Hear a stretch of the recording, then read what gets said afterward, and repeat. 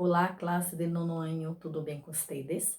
Eu vou falar em português, né? A nossa aula vai ser em português para que vocês possam entender melhor, tá certo? Antes de começar a aula, quero pedir que você, depois que assistir esse vídeo, assistir essa aula, coloque seu nome lá no comentário, por favor, tá bom? Então, vamos começar a nossa aula de hoje ouvindo um texto. Esse texto está no seu livro, na página 22. É um áudio do CD que vem acompanhando o livro, como eu falo sempre para vocês, né? Quem tiver o CD pode depois colocar outras vezes lá no notebook ou no computador, né? A língua estrangeira, quanto mais a gente escuta, melhor, né? Para a gente aprender. Então, pode colocar lá. Se você não tiver o CD, não tem problema, vai fazer a leitura normalmente, tá certo? Então vamos ouvir com atenção. Página 21, actividad 1 y página 22, actividad 2. Movimiento en las calles. La historia de la pintura va desde la prehistoria hasta la edad contemporánea. Todas las representaciones realizadas con las diferentes técnicas y cambios se combinan en el contexto histórico y cultural del arte. La modalidad de plasmar imágenes ha adoptado diferentes formas, según los distintos medios y métodos que la han mantenido en constante cambio desde su invención. Automáticamente la pintura ha evolucionado, adaptándose a cada época, así como los métodos empleados para realizarla. En la actualidad han surgido diferentes técnicas para pintar, dando paso a lo que hoy se denomina arte urbano o arte callejero. Nacido de la expresión inglesa street art, hace referencia a todo el arte de la calle, algunas veces ilegal.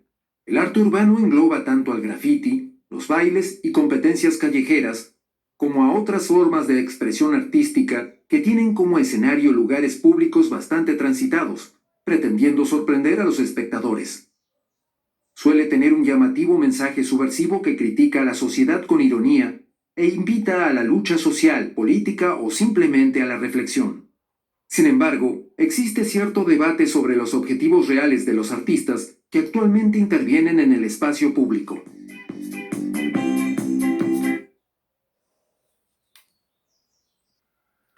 Então, nós acabamos de ouvir, né, o texto Movimento em las calles, ou seja, um movimento nas ruas, que através da pintura, né, que eles fazem nas ruas, para chamar a atenção das pessoas, ou para refletir sobre algum tema, ou sobre uma luta social, ou sobre a política. Então, eles tentam chamar a atenção através da pintura de alguma forma, tá certo?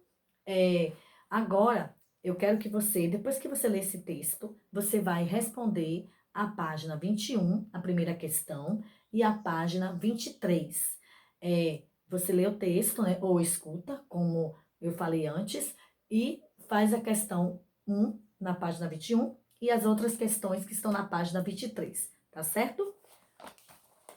Agora, a gente vai, né, aprender um pouquinho sobre o presente do subjuntivo de verbos irregulares. Na primeira unidade, nós vimos os verbos regulares no presente do subjuntivo, e agora a gente vai ver os verbos irregulares, tá? Revisando um pouquinho sobre o presente do subjuntivo.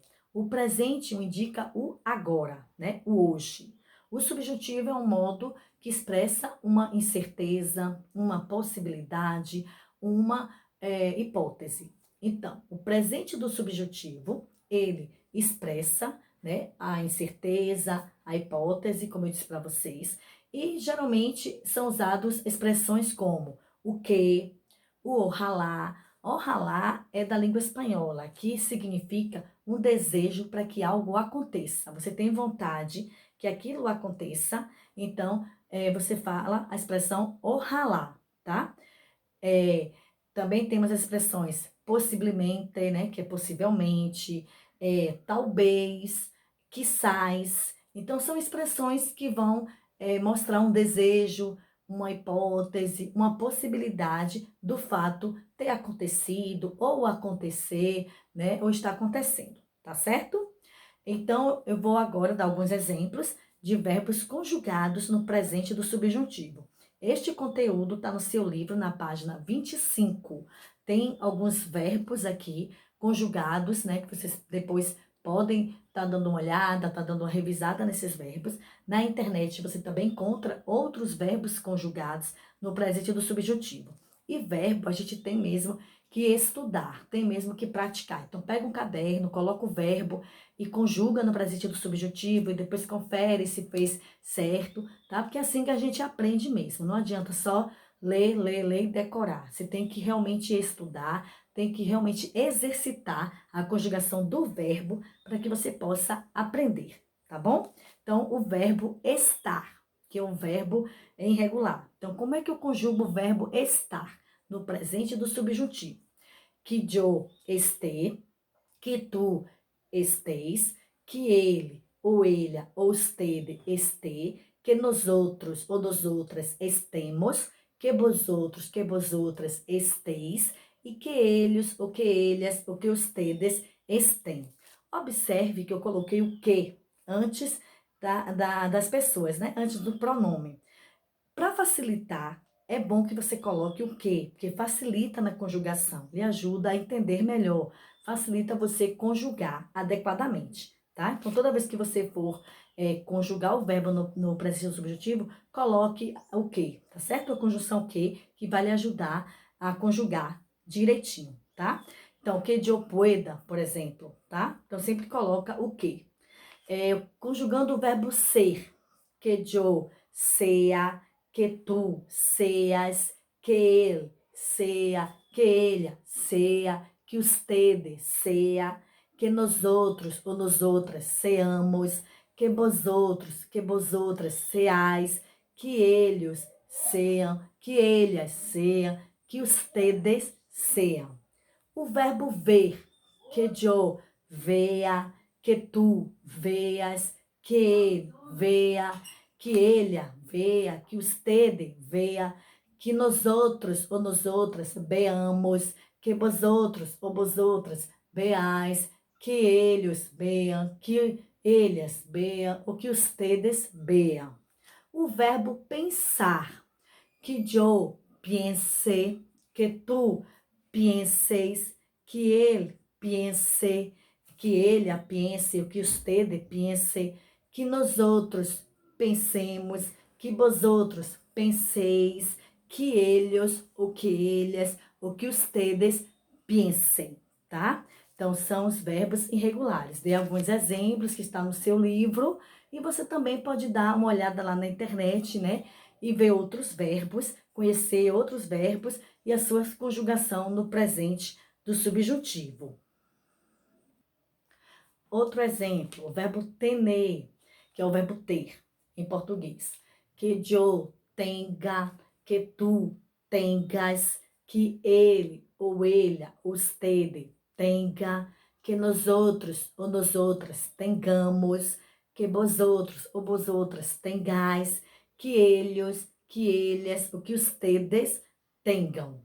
O verbo dormir, que eu durma, que tu durmas, que ele durma, que ele durma, o que estende durma, que nós outros durmamos, que vós outros durmais, e que eles ou eles ou ustedes durmam, tá? Então, outros exemplos que eu acabei de dar aqui também sobre o presente do subjuntivo para que você entenda melhor, tá? Mas dê uma olhada no seu livro, como eu falei, está na página 25 esse conteúdo, né? Exercite a conjugação desses verbos para que você possa aprender, tá? Para que você possa realmente entender a conjugação do verbo, tá?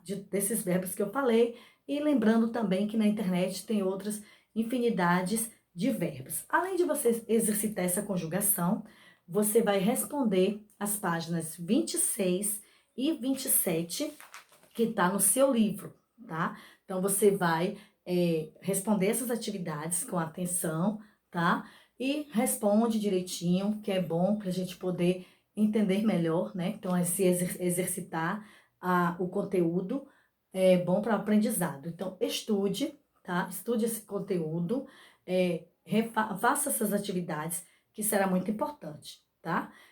Só quero relembrar que as atividades serão: vai ler a página 22, responder a 21, que é a primeira questão, e a 23.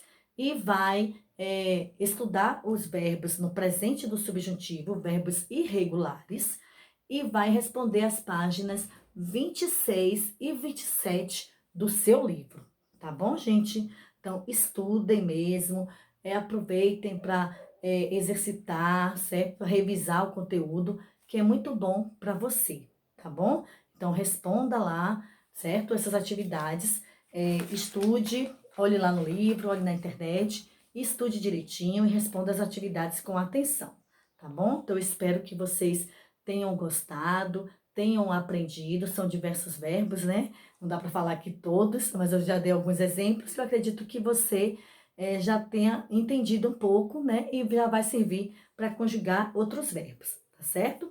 Então, estudem, fiquem em casa estudando, revisando, exercitando, fazendo toda a atividade, tá? Fiquem com Deus e se cuidem, tá bom?